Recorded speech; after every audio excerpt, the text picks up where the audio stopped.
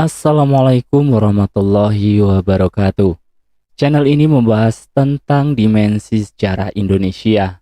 Materi video ini diambil dari berbagai sumber. Buang energi negatif dan ambil sisi positifnya. Selamat menyaksikan. Membedah sejatinya Sabdo Palon full version. Siapakah Sabdo Palon? Siapakah Noyo Genggong? Benang merah Sabdo Palon, Ugo Wangsit Siliwangi, Ramalan Joyoboyo, Kalki Avatar, Yesus the Messiah, Imam Mahdi, Satrio Piningit, Ratu Adil, dan cerita-cerita tentang akhir zaman.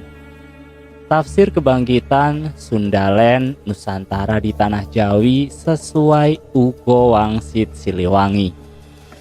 Untuk mengetahui Sabdo Palon, sejenak kita akan membahas Grojogan Sewu terlebih dahulu. Grojogan Sewu yang selama ini terkenal sebagai salah satu air terjun yang indah di Kecamatan Tawangmangu, Solo, Jawa Tengah, ternyata juga menjadi nama salah tokoh nama Grojogan Sewu atau nama gelar, karena memang tempat itu menjadi lokasi Topo Brotonya dalam rangka mencapai ilmu kesempurnaan. Grojogan Sewu adalah seorang Saisdokar. Kisah awalnya dimulai ketika beliau berkenalan dengan seorang pengembara bernama Ronggo Seto.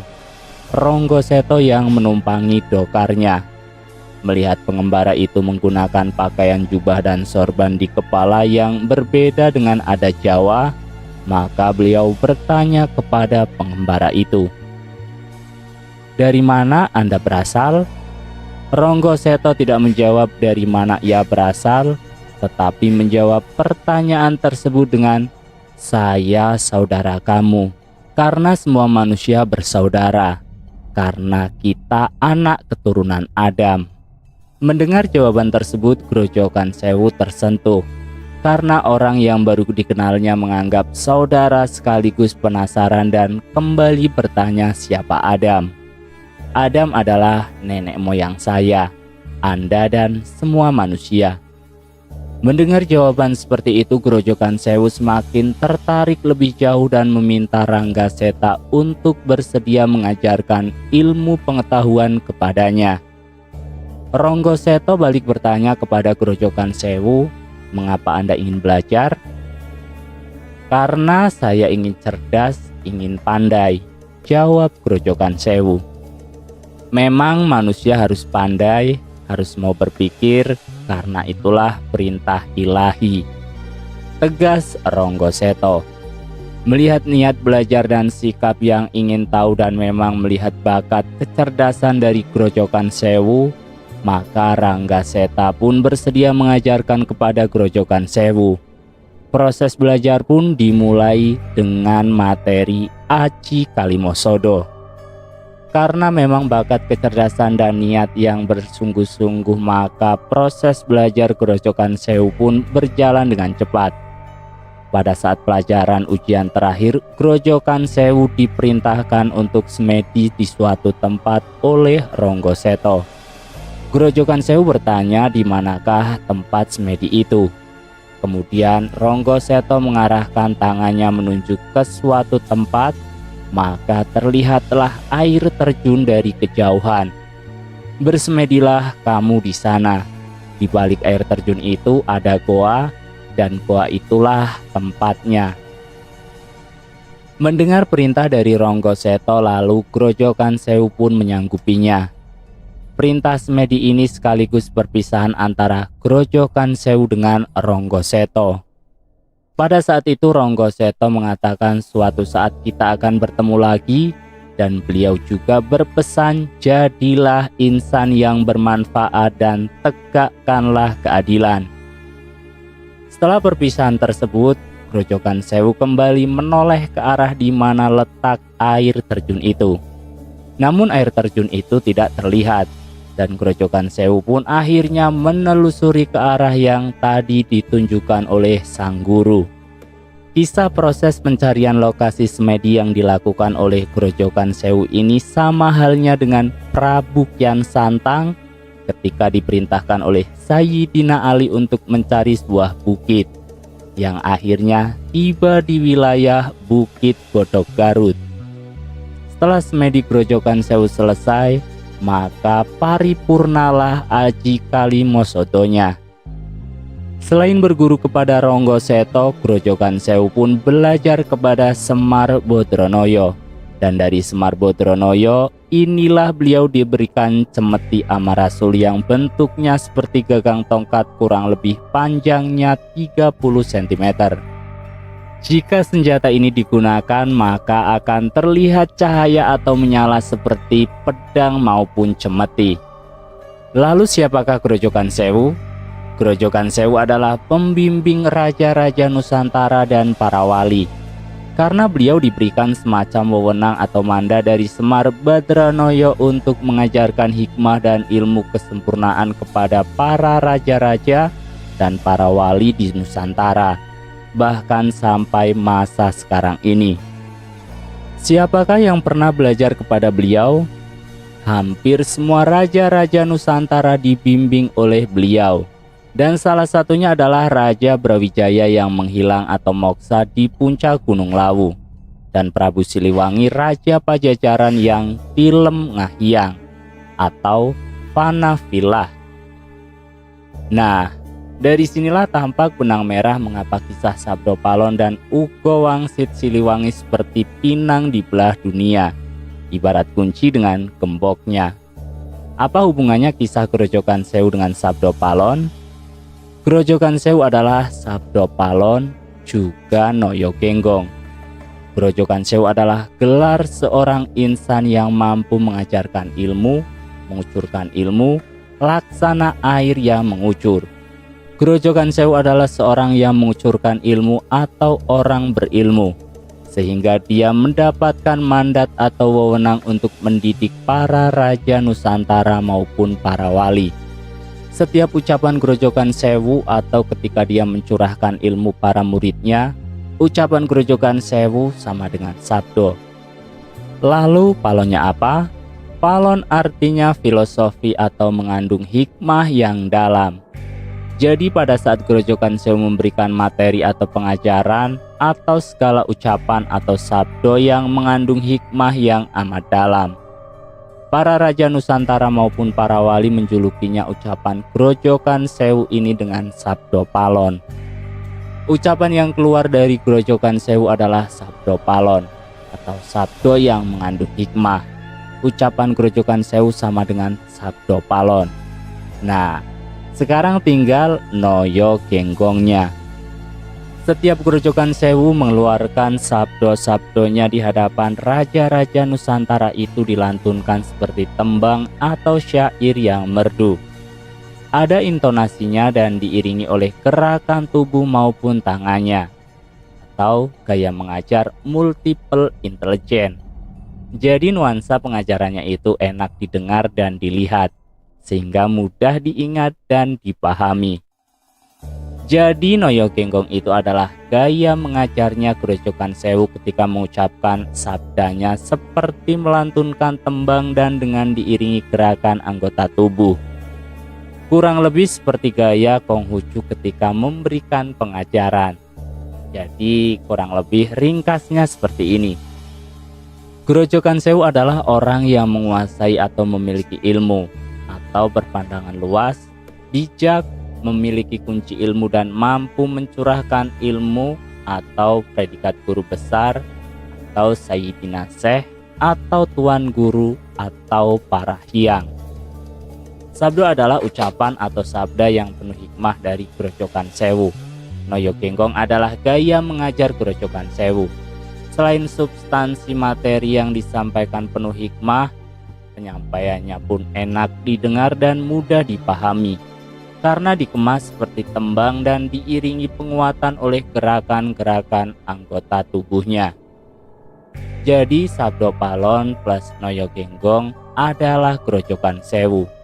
Grojogan Sewu mempunyai senjata cemeti Amarasuli seperti yang saya jelaskan di awal dari kisah Semar Bodronoyo. Grojogan Sewu juga memiliki Aji Kalimosodo dari Ronggo Seto. Grojogan Sewu juga mengajarkan ilmu-ilmunya atau membimbing Raja Brawijaya yang menghilang moksa di Gunung Lawu. Beliau juga mengajarkan kepada Prabu Siliwangi yang membuat wangsit, dan Prabu Siliwangi pun menghilang seperti Raja Brawijaya V. Grojogan Sewu adalah guru dari Raja Brawijaya. Grojogan Sewu juga guru dari Prabu Siliwangi. Grojogan Sewu adalah gelar dari Sayyidina Ali bin Abi Thalib atau Ronggoseto atau penunggang kuda putih yang juga bergelar pintu kota ilmu. Ana Madinatul Ilmu wa Aliyun Babuha, hadis Nabi Muhammad Rasulullah Sallallahu Alaihi Wasallam. Kedua raja tersebut dibimbing oleh Grojogan Sewu. Kedua raja tersebut meninggalkan cerita atau kisah kepada generasi yang akan datang atau akhir zaman, dan pesannya pun sama. Nah, sekarang siapakah sejatinya Ronggoseto? Siapakah sejatinya Semar Bodronoyo? Untuk mengetahui benang merah antara hadis tentang Imam Mahdi, cerita Ugo Wangsit Siliwangi, Sabdo Palon, Jongko Joyoboyo, Kalki Avatar, saya mencoba untuk membuat silsilah ilmu terlebih dahulu dan kata kunci dari semua ciri dari cerita-cerita tersebut. Silsilah ilmu dan kata kunci. Ronggoseto adalah guru dari Syekh Grojogan Sewu. Syekh Grojogan Sewu juga guru dari Raja Brawijaya Majapahit dan Prabu Siliwangi Pajajaran. Raja Brawijaya V yang moksa menghilang di Gunung Lawu. Prabu Siliwangi menghilang di bagian selatan kerajaan Pajajaran. Lalakon Raja Brawijaya meninggalkan cerita tentang Sabdo Palon. Lalakon Prabu Siliwangi meninggalkan cerita Ugo Wangsit Siliwangi. Cerita Sabdo Palon. Kelak dia atau Syekh Grojogan Sewu atau Sabdo Palonoyo Genggong akan kembali mengasuh pemimpin Nusantara. Cerita Ugo Wangsit Siliwangi akan ditemui Ki Santang karena kelak dari keturunan-keturunan yang pergi ke baratlah yang akan mengingatkan saudara-saudara sedaerah dan yang sependirian. Lalakon Brawijaya mempunyai tokoh kunci yaitu Sabdo Palonoyo Genggong atau Syekh Grojogan Sewu. Lalakon Prabu Siliwangi mempunyai tokoh kunci Ki Santang atau Syekh Sunan Rahmat Suci Prabu Kian Santang. Tafsir Ugo Wangsit Siliwangi dan Kebangkitan Nusantara. Tokoh kunci yang pertama, Syekh Grojogan Sewu atau Sabdo Palonoyo Genggong belajar kepada Ronggoseto dan diperintahkan mencari goa di belakang air terjun untuk bersemedi. Yang kelak air terjun itu akan bernama Grojogan Sewu. Tokoh kunci kedua, Ki Santang atau Syekh Sunan Rahmat Suci Prabu Kian Santang atau Rakyat Sancang yang belajar kepada Sayyidina Ali bin Abi Thalib dan diperintahkan untuk mencari tempat untuk berzikir dan bertafakur. Yang akhirnya Ki Santang menemukan sebuah bukit yang di daerah Garut dan diberi nama Bukit Godok Suci. Godok berarti proses pematangan ilmu, godok ilmu atau mengasah ilmu. Sedangkan suci dinisbatkan kepada nama Ki Santang sendiri, Syekh Sunan Rahmat Suci Prabu Kian Santang. Tokoh pertama Grojogan Sewu merujuk kepada Ronggoseto. Tokoh kedua Ki Santang merujuk kepada Sayyidina Ali bin Abi Thalib. Di Majapahit ada Syekh Grojogan Sewu. Di Pajajaran ada Syekh Sunan Rahmat Suci Prabu Kian Santang. Ronggoseto belajar kepada Semar Bodronoyo. Sayyidina Ali belajar kepada Nabi Khidir alaihissalam, Abi Abbas Balia bin Malkan. Semar Bodronoyo selalu ada di setiap zaman sampai saat ini. Mengasuh kalimat menitis itu bukan sukma yang menitis tapi ilmu. Ia membimbing dan ilmunya yang diturunkan atau dititiskan. Nabi Khidir alaihissalam, Abi Abbas Balia bin Malkan selalu ada di setiap zaman. Mengasuh membimbing, sama seperti Semar Bodronoyo. Sabdopalon bukan Semar, penjabaran dari kata kunci tersebut. Kisah Sabdopalon dan Ugo Wangsit Siliwangi tentang pemimpin Nusantara di akhir zaman adalah ciri dari waskitanya Raja Brawijaya V dan Prabu Siliwangi ke-6. Kewaskitaan tersebut diajarkan oleh Syekh Grojogan Sewu. Syekh Grojogan Sewu diajar oleh Ronggo Seto. Ronggo Seto diajar oleh Semar Bodronoyo. Cerita Sabdopalon dan Ugo Wangsit Siliwangi adalah satu kesatuan yang tak terpisahkan. Satu naskah skenario dengan sumber yang sama walaupun dari tempat yang berbeda, yaitu Majapahit dan Pajajaran. Kedua kisah itu bak gayung bersambut, seperti madu dengan manisnya. Seperti kata pepatah, asam di gunung, garam di laut. Akhirnya bertemu juga, yang berujung kepada dua tokoh Ronggo Seto dan Semar Bodronoyo. Secara genealogis, Prabu Siliwangi VI di Kamaharajan Pajajaran dan Prabu Brawijaya V di Kamaharajan Purihita atau Majapahit sebenarnya juga masih saudara sepupu, satu keturunan dari Prabu Jayadharma bin Prabu Durmaksisa dari Kerajaan Sunda Galuh atau cikal bakal Pakuan Pajajaran dan Majapahit. Siapakah Seto yang memiliki kuda putih dan pedang itu? Dan siapakah Semar Bodronoyo? Ronggo Seto adalah Sayyidina Ali bin Abi Thalib. Semar Bodronoyo adalah Nabi Khidir alaihissalam Abi Abbas Balia bil Malkan.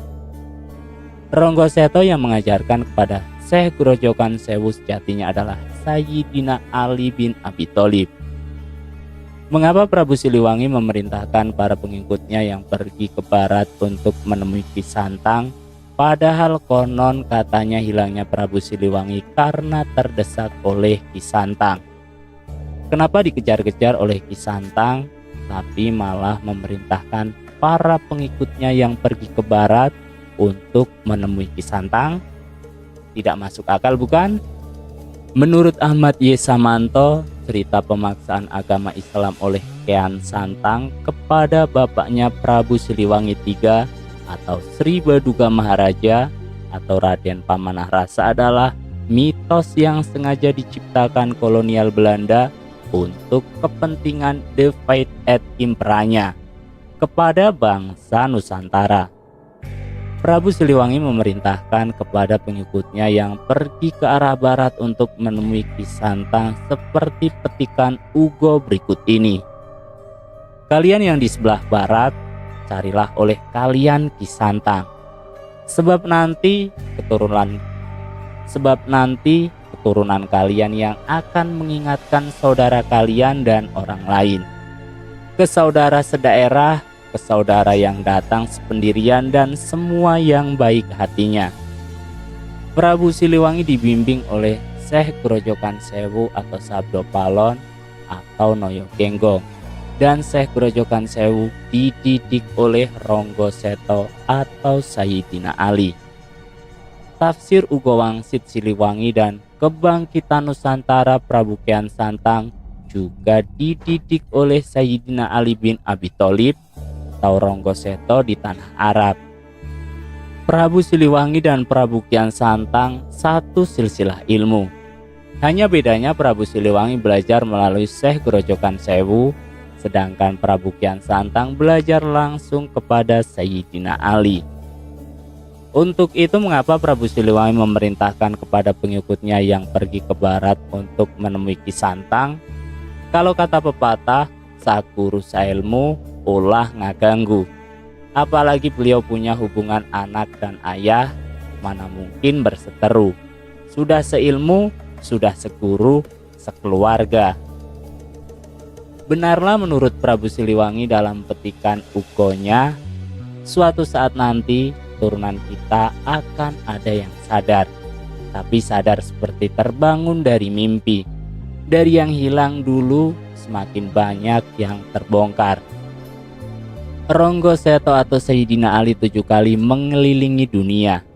Karena hasrat belajarnya yang tinggi, sahabat sekaligus saudara dari Muhammad SAW ini merantau ke Nusantara karena beliau pun mengikuti jejak gurunya Semar Bodronoyo. Di Nusantara selain mengajarkan ilmu kesejatian kepada Grojogan Sewu, dia pun belajar tentang pengobatan herbal. Karena di Nusantara kaya akan tumbuhan obat dan melengkapi hasil belajarnya Ronggo Seto atau Sayyidina Ali di China, yaitu metode totok belajar di China. Ke Nusantara rangkaian tuntutlah ilmu ke negeri China. Di China belajar ilmu totok atau mirip akupuntur.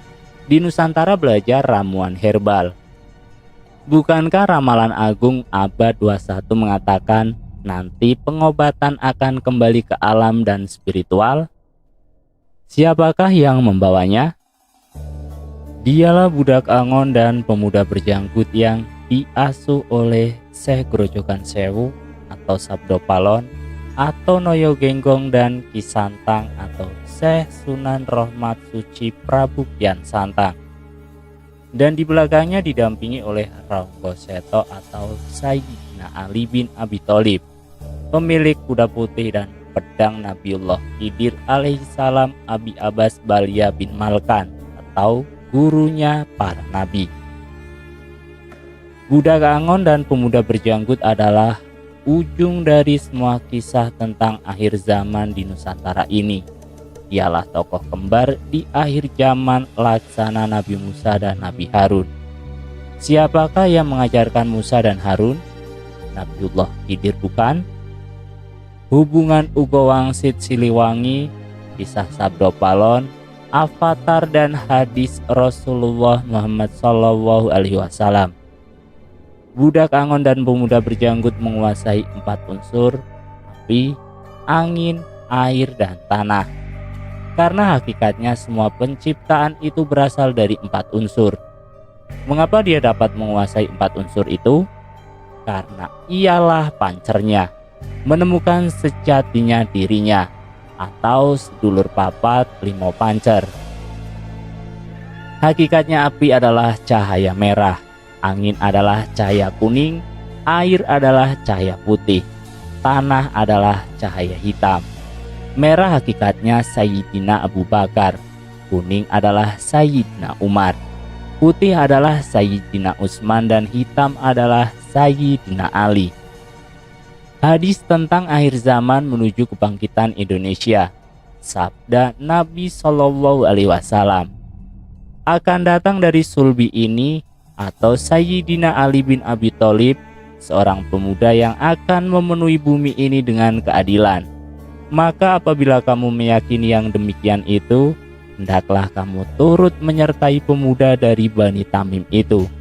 Sesungguhnya dia datang dari sebelah timur, dan dialah pemegang panji-panji Al-Mahdi. Al-Quran Surat Tabrani. Dari Abdullah bin Mas'ud radhiyallahu anha, dia berkata, ketika kami berada di sisi Rasulullah SAW, tiba-tiba datang sekelompok anak-anak muda dari kalangan Bani Hashim. Apabila terlihat akan mereka, maka kedua mata Rasulullah SAW berlinang air mata dan wajah beliau berubah. Aku pun bertanya, mengapakah kami melihat pada wajahmu sesuatu yang tidak kami sukai? Lantas beliau pun menjawab, kami Ahlul Bait telah Allah Subhanahu wa Ta'ala pilih untuk kami akhirat lebih utama dari dunia. Kaum kerabatku, Ahlul Baitku akan menerima bencana dan penyingkiran sepeninggalku kelak, sampai datangnya suatu kaum dari sebelah timur yang akan membawa bersama-sama mereka panji-panji berwarna hitam. Mereka meminta kebaikan tetapi tidak diberikannya. Maka mereka pun berjuang dan memperoleh kemenangan, lalu diberikanlah apa yang mereka minta itu. Tetapi mereka tidak menerimanya, hingga mereka menyerahkannya kepada seorang laki-laki dari kaum kerabatku yang memenuhi bumi dengan keadilan. Sebagaimana bumi dipenuhi dengan kedurjanaan, siapa di antara kamu yang sempat menemuinya, maka datangilah mereka walaupun merangkak di atas salju. Sesungguhnya dia adalah Al-Mahdi. Riwayat Abu Daud, Al-Hakim At-Tirmizi, Ibnu Majah, Ibnu Hibban, Abu Nuaim, Ibnu Asakir, Ibnu Adli, Ad-Dahabi, Abu Asy-Syaikh. Panji-panji hitam dari timur bukan bendera yang disablon yang beredar seperti saat ini.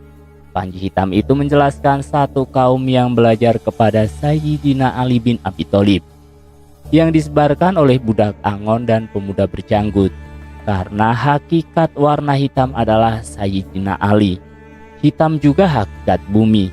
Budak Angon dan pemuda berjanggut adalah pancar bumi, Khalifah fil ardi. Mengapa Rasulullah mengatakan sulbinya Ali bin Abi Thalib? Kenapa tidak yang lain? Mengapa Ugo Wangsit Siliwangi mengatakan temui Kisantang kepada para pengikutnya yang pergi ke barat? Mengapa Prabu Siliwangi tidak mengatakan kepada yang pergi ke barat untuk menemui anak-anaknya yang lain selain Kian Santang? Itulah yang saya uraikan sebelumnya. Ugo Wangsit Siliwangi, kisah Sabdo Palon dan hadis Rasulullah adalah satu kesatuan skenario jagat. Kisah ini bukan rekayasa, di luar jangkauan karangan manusia. Karena kisah ini terjadi dalam ruang dan waktu yang berbeda. Inilah bukti kekuasaan Tuhan yang Maha Esa, bahwa Tuhan ingin menegaskan bahwa Ratu Adil ini dari Nusantara untuk dunia. Mungkin saja Sayyidina Imam Ali bin Abi Thalib KW tak hanya sekedar secara intelektual dan spiritual pernah hadir di Nusantara atau Sundaland Tanah Jawi, tapi juga hadir dengan seluruh kemanusiaan ilahiyahnya. Wallahu a'lam bishawab. Kembali ke kekuatan 4 unsur api, angin, air, dan tanah yang katanya jurus kalki avatar. Hakikat cahaya merah adalah unsur api. Ia adalah Sayyidina Abu Bakar, disimbolkan huruf alif. Hakikat cahaya kuning adalah unsur angin.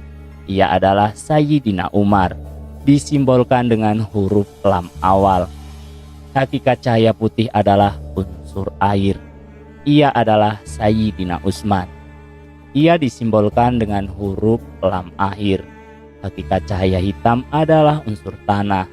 Ia adalah Sayyidina Ali, disimbolkan dengan huruf H.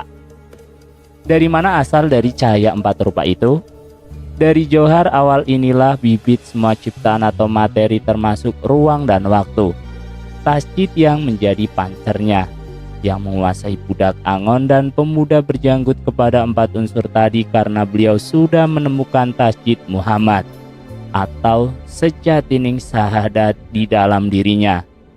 Mengenal dirinya, mengenal Tuhannya, makrifat, mengetahui awal dan akhir, mulih kajati, mulang ke asal. Budak Angon dan pemuda berjanggut sudah menjadi pancer atau pusat, tidak terbatas ruang dan waktu. Apa yang ingin terkabul? Hadis dari Abdullah, Nabi Shallallahu Alaihi Wasallam bersabda, jika umur dunia tinggal sehari saja, niscaya Allah Subhanahu wa Ta'ala akan memanjangkan hari itu hingga bangkit padanya seorang lelaki dari keturunanku atau dari kaum keluargaku, yang namanya seperti namaku dan nama bapaknya menyerupai nama bapakku. Dia akan memenuhi bumi dengan keadilan dan kesesamaan. Sebagaimana sebelumnya, bumi dipenuhi dengan kezaliman dan kekejaman. Hadis riwayat Abu Daud dan Tirmizi. Muhammad adalah sifat yang terpuji. Abdullah adalah hamba Allah. Singkatnya, budak Angon dan pemuda berjanggut adalah insan kamil. Orang yang telah mengetahui hakikat dirinya, mengetahui tasjid di dalam dirinya, menjadi hamba Allah yang terpuji karena sudah mengetahui sejatinya sahadat dalam dirinya. Menjadi pancer akan menebarkan rahmat ke 8 arah mata angin. Bukankah lambang Majapahit Siwa di tengah dan ada 8 batu merah delima ke 8 arah? Lambang Garuda di tengah dan 8 bintang di 8 arah. 8 adalah dalapan dalam bahasa Sunda.